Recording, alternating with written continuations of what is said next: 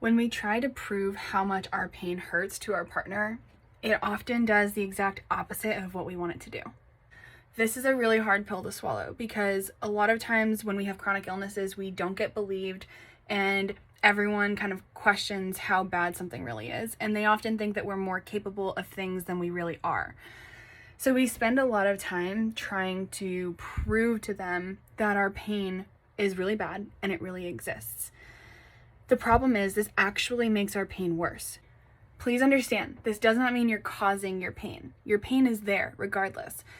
But there are certain things we do that cause our pain to increase or decrease. And some of these things we have control over, and other things we have absolutely no control over. So keep in mind that when we're talking about this, these are about the pieces that you do control, but there are tons of pieces that you don't control. This is not your fault if you're struggling with this.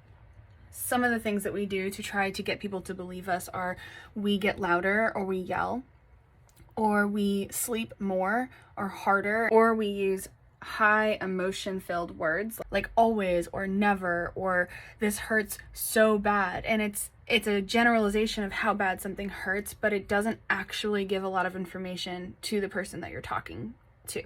Especially if they don't have chronic pain themselves, they don't understand.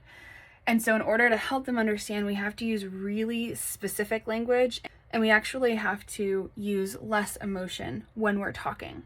The problem is when we don't feel like someone believes us, our emotion raises higher. This isn't even a choice. This is just how our bodies tend to respond because it goes into fight or flight mode.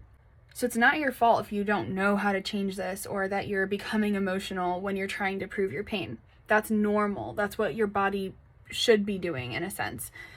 However, it's not effective. And so what we do in therapy is we try to, one, normalize your experience so that you understand that you're not making this up and your pain is real. Because so often we are second guessing ourselves because everybody else around us is second guessing us.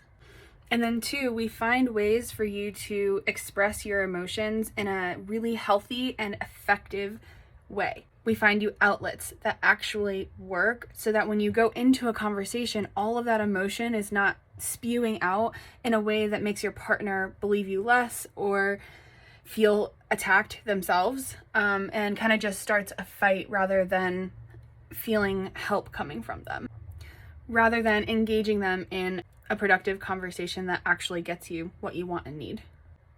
I'm sure you've heard already before about finding outlets to get your anger out or your emotions out, but in therapy, we actually get to dive deep into what's truly meaningful to you. So you might have been told to journal before, or you might have been told to go take a walk or do this or do that. And you're like, that doesn't work. Like, no. And that's because that does not fully align with your values or with your personal somatic needs. Somatic meaning body. So a lot of times these things are living in our body, these defense mechanisms and these dreams and these hopes and triggers, they all live in our body, and our brain tries to make sense of it by coming up with stories.